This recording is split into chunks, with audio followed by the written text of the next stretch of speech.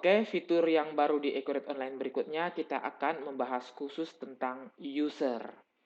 Jadi, seperti sebelumnya saya sudah menginformasikan bagaimana cara untuk menambahkan user ya. Jadi, misalnya mau menambahkan user, kita klik di sini dan tambah pengguna.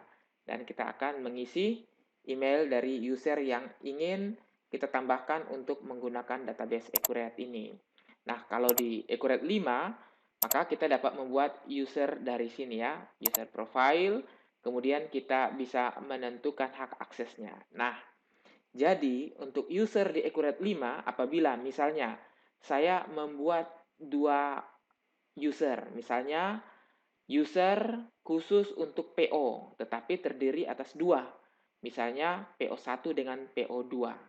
Maka, apabila dikasih hak untuk melakukan edit, delete, dan view, maka apa yang dilakukan oleh PO1 di dalam purchase order ini dapat dilakukan pengeditan, pendiletan atau penghapusan oleh user 2 yang bukan melakukan PO sebelumnya. Jadi sangat berbahaya, tidak ada kontrolnya. Nah, kebanyakan perusahaan misalnya memiliki dua orang user khusus untuk purchase order, maka user yang pertama, apabila dia yang membuat PO nomor 1, maka hanya dia yang berhak untuk mengakses, mengedit, dan mendelete PO nomor 1 tersebut. Sedangkan user yang kedua tidak boleh mengakses, mendelete, mengedit, atau mungkin melihat PO di user nomor 1. Demikian juga sebaliknya. Jadi, oleh karena itu kita bisa membuat batasan-batasan terhadap user. Sehingga kalau di Accurate 5, ya, dua orang atau dua user dapat menggunakan modul yang sama dan bisa saling mengedit dan bisa saling mendelete. Tetapi hal tersebut tidak berlaku di Accurate Online. Dua user dapat menggunakan satu modul, tetapi tidak bisa saling mengedit, tidak bisa saling mendelete atau memview apa yang sudah dikerjakan oleh user lainnya. Walaupun masih satu modul, misalnya purchasing, ya. Oke, jadi sekarang saya buka saja di PT Mauboy Indah. Nah, anggap saja satu perusahaan memiliki dua orang user. Misalnya user PO untuk lokal dan PO untuk impor. Nah, kebijakan perusahaan PO lokal tidak boleh melakukan atau melihat apa yang dilakukan oleh PO import, baik itu view, edit, maupun delete. Demikian juga sebaliknya. Nah, kita langsung saja. Oke, di sini saya akan membuka lagi di sini ya, di PT Mobile Indah. Saya akan menambah pengguna atau menambah user. Jadi sebelumnya saya sudah menghapus user-user yang saya tambahkan dan saya akan menambahkan baru. Jadi biar sebagai contoh bagi Anda bagaimana untuk menggunakan user ini. Jadi saya tambahkan misalnya untuk user dengan PO lokal yaitu simulasi aol@gmail.com ya. Ini adalah user untuk PO lokal. Nah, kemudian saya akan tambahkan user untuk PO import yaitu AOL simulasi@gmail.com. Kemudian saya simpan juga. Nah, jadi kedua user ini akan dibuat satu yaitu simulasi AOL menjadi PO lokal dan AOL simulasi menjadi PO import. Dan masing-masing user ini tidak boleh saling melihat, tidak boleh saling mengedit atau mendelete di dalam suatu modul PO ya. Nah, kira-kira seperti itu. Oke, kita lanjutkan. Oke, sekarang saya kembali masuk ke database dan langkah yang pertama adalah saya akan menentukan di pengaturan yaitu akses group. Nah, jadi di akses group ini saya akan membuat grup purchasing ya. Purchasing. Nah, seperti itu. Nah, di purchasing ini saya akan menambahkan dua user atau pengguna tadi ya, yaitu yang pertama untuk purchasing lokal yaitu simulasi aol@gmail.com dan purchasing impor yaitu aol simulasi@gmail.com.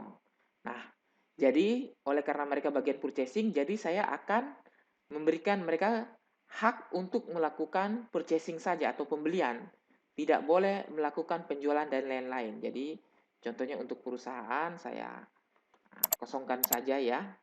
Nah, saya kosongkan seperti ini. Untuk buku besar juga saya kosongkan. Jadi mereka tidak dapat melakukan kegiatan-kegiatan di buku besar. Begitu juga cash dan bank. Saya kosongkan juga. Nah, selanjutnya di penjualan juga begitu. Saya kosongkan bagi mereka agar mereka tidak melakukan penjualan. Nah, tapi untuk melakukan pembelian saya biarkan ya. Nah, persediaan juga begitu.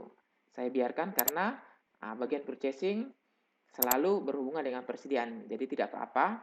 Nah, untuk menentukan hak akses ini tergantung pada perusahaan Anda. Ya, aktif atau tetap begitu juga saya kosongkan target, saya kosongkan juga. Nah, dengan kalender ya. Kalender biarkan saja, widget ya saya biarkan saja ya. Nah, di sini intinya adalah di bagian pembelian. Di mana di bagian pembelian Anda harus melihat atau memperhatikan yang namanya lihat. Jadi di sini, nah lihat yaitu mengizinkan pengguna melihat data yang dibuat oleh pengguna lain. Oleh karena itu dilihat saya kosongkan ya. Maka satu pengguna tidak akan bisa melihat data yang dibuat oleh pengguna lain. Nah, setelah itu saya akan simpan. Nah, sampai di situ, oke, kita bisa lihat bahwa sudah ada tambahan satu ini ya, satu nama grup yang baru dan daftar penggunanya ada di sini. Oke, sekarang kita ke langkah yang kedua. Nah, langkah yang kedua yaitu kita akan melakukan penomoran. Nah, ini penting ya. Jadi saya klik di penomoran. Nah, di sini saya akan membuat suatu penomoran yang baru. Misalnya saya buat yang pertama PO lokal ya, misalnya atau purchasing lokal. Nah, di sini tipe transaksinya saya buat sebagai pesanan pembelian ya. Nah, ini dia. Jadi, saya tentukan pesanan pembelian, di reset setiap bulan jumlah digit counter. Nah, untuk komponen penomoran misalnya saya buat teks pemisah, misalnya PO lokal ya. PO lokal, kemudian saya tambah dan teks pemisahnya saya tambah seperti ini. Kemudian klik tambah lagi dan counter ya, sederhana saja.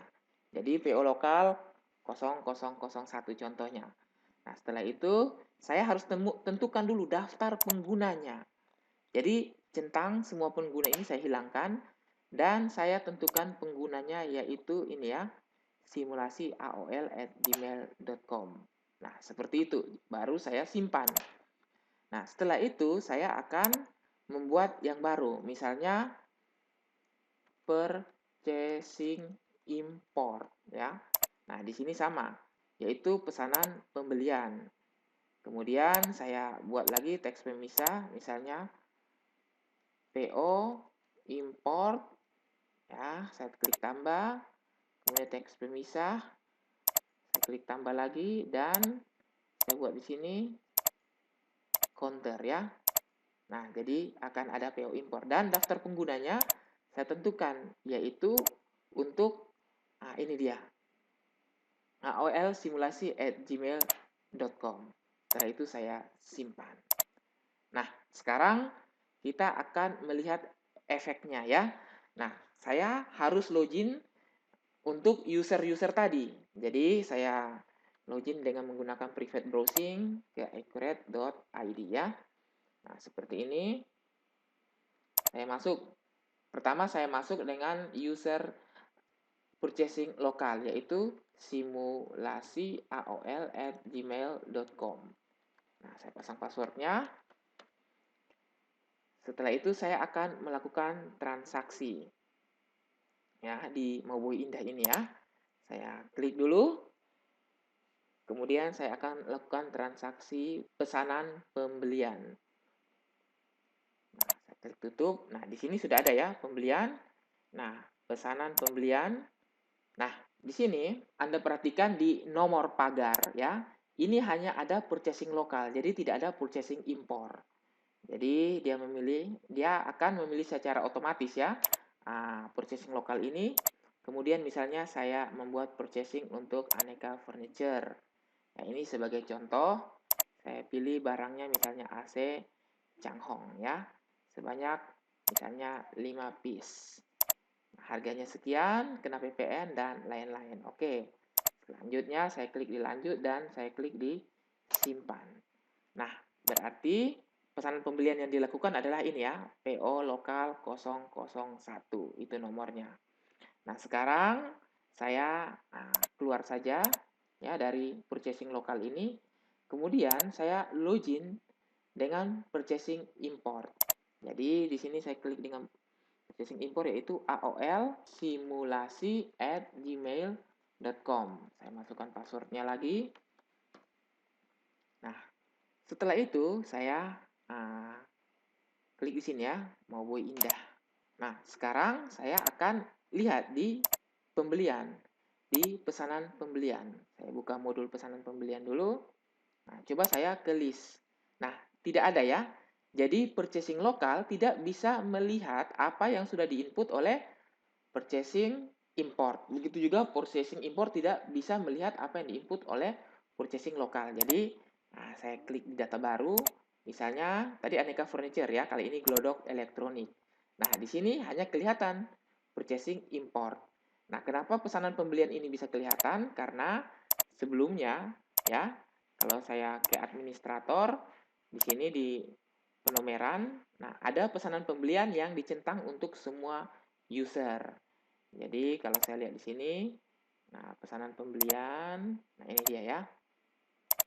Nah ini ada satu pesanan pembelian di mana untuk daftar penggunanya semua, makanya bisa kelihatan ya. Nah bisa kelihatan di sini nih. Oke, oke jadi kita kembali ke purchasing import tadi. Kayak glodok elektronik misalnya saya ambil untuk AC General. Ya, saya buat juga 5. Nah, saya klik lanjut dan saya klik di sini simpan. Nah, apabila sudah tersimpan, Anda perhatikan, nah, purchasing lokal ini hanya bisa mengakses, melihat ya apa yang dia lakukan. Sedangkan, maaf, ini purchasing import ya. Purchasing import ini hanya bisa melihat, mengakses, dan mendelete apa yang dia lakukan saja. Jadi kalau dia mau lihat, dia mau delete, dia mau ubah, silahkan. Tapi dia tidak bisa melakukan apa yang sudah diinput sebelumnya oleh purchasing lokal. Nah, seperti itu ya. Nah, tetapi saya sebagai administrator atau manajer, saya bisa melihat apa yang mereka berdua lakukan. Jadi di sini saya bisa klik di pembelian dan saya klik di pesanan pembelian. Nah, di pesanan pembelian ini saya bisa membuka di list. Nah, ini ya, di tanggal 26 ini yang dilakukan oleh PO import 001 dan PO lokal 001. Saya bisa untuk mengedit, memview, mendelete dan kemudian untuk menyetujui tentunya ya. Nah, menyetujui.